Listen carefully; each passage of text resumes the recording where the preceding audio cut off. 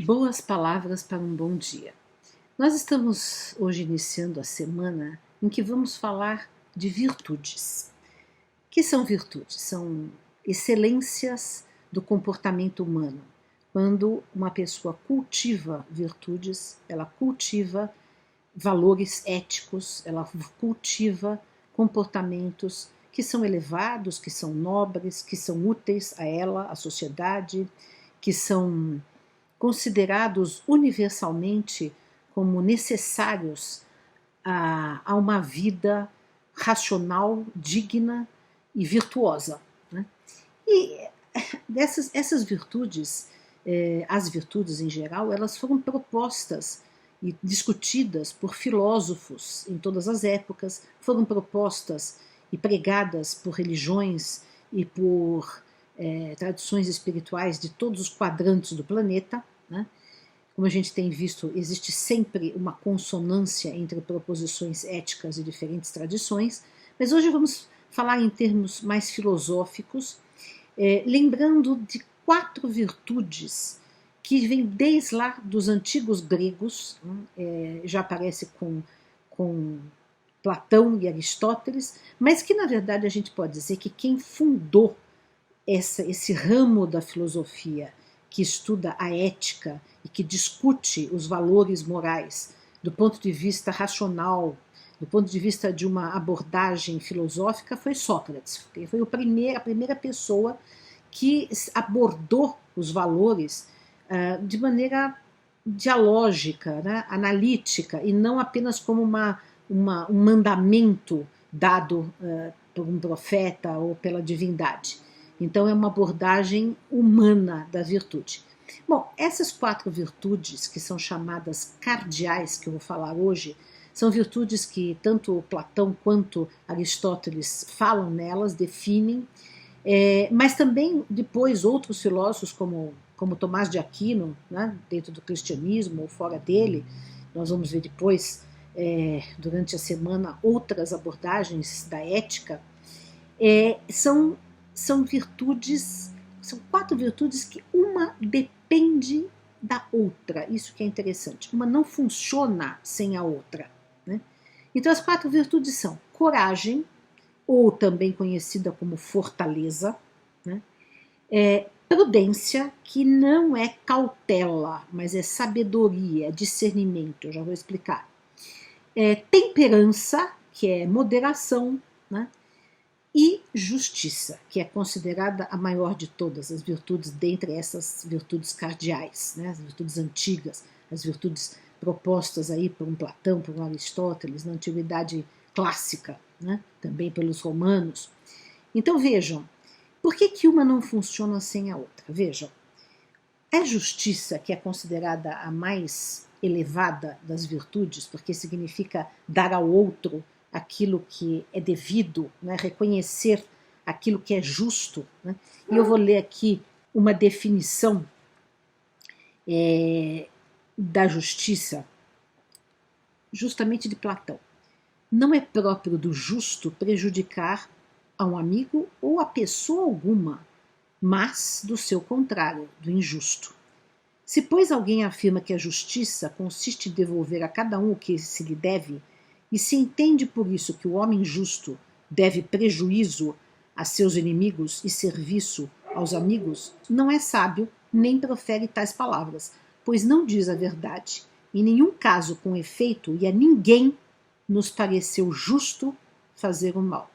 Quer dizer, ele está distinguindo a justiça da vingança, né? Porque quando a gente propõe para que o inimigo a gente faça o mal, não se faça o que é justo, isso é vingança, não é justiça. Então, vejam, para que se exerça a justiça, né, é preciso, por exemplo, a coragem. Porque tantas vezes para defender a justiça é preciso coragem. Então, coragem aqui no sentido da virtude moral não é a coragem da força, não é a coragem do Rambo, não é a coragem de empunhar uma arma para matar. É a coragem de fazer o que é certo, a coragem de defender a justiça, por exemplo. Né? E como que a gente sabe o que é certo?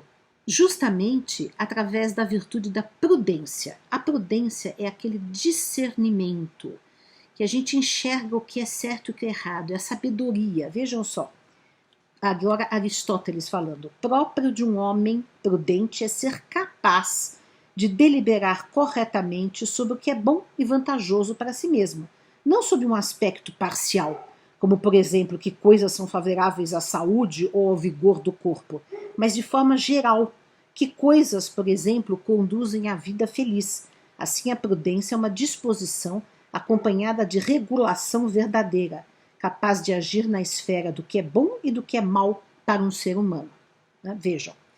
Vejam só, quer dizer, então, é o discernimento, é a lucidez moral, é a capacidade de distinguir o que é bom e o que é ruim.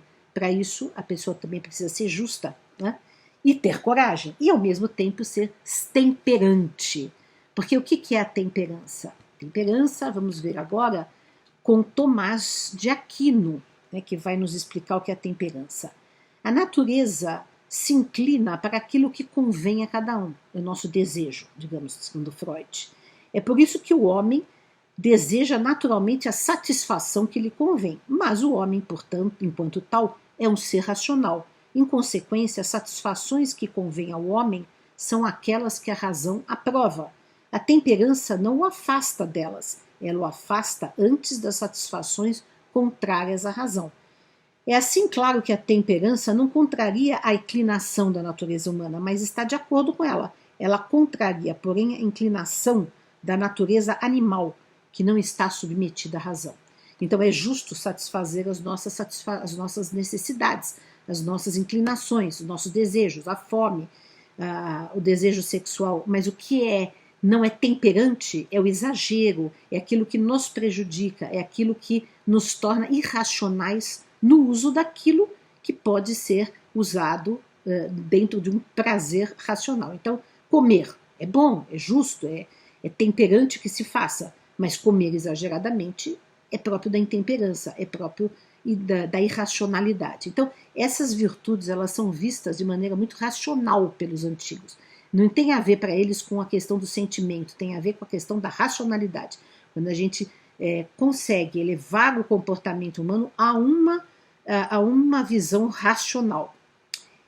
E a palavra fortaleza, ou que nós podemos hoje chamar também de coragem, diz São Tomás de Aquino. A palavra fortaleza pode ser tomada em dois sentidos. Primeiro, aquela que implica uma certa firmeza da alma. Nesse sentido, é uma virtude geral, ou antes, a condição de toda virtude, porque, segundo o filósofo, ela é necessária para a virtude agir de forma firme e inabalável. Mas também se pode falar de uma fortaleza que implica a firmeza da alma para suportar e superar as dificuldades, particularmente impressionantes, como os perigos graves. Então, nesse caso, a fortaleza seria hoje o que nós chamamos de resiliência, né? A capacidade de superação. Né?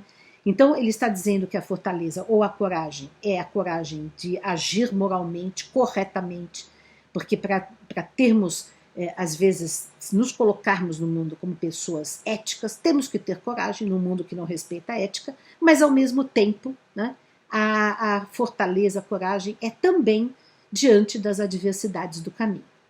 E para terminar, eu quero então ler uma poesia para vocês que eu fiz sobre a maior de todas as virtudes, que é dessas virtudes cardeais, que é a justiça.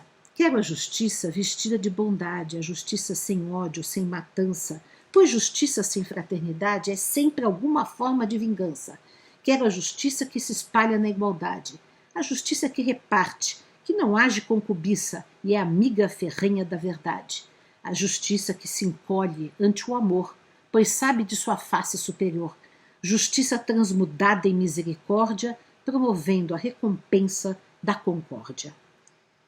Então, estas foram as nossas reflexões que iniciam a semana sobre as virtudes e nossas boas palavras para um bom dia.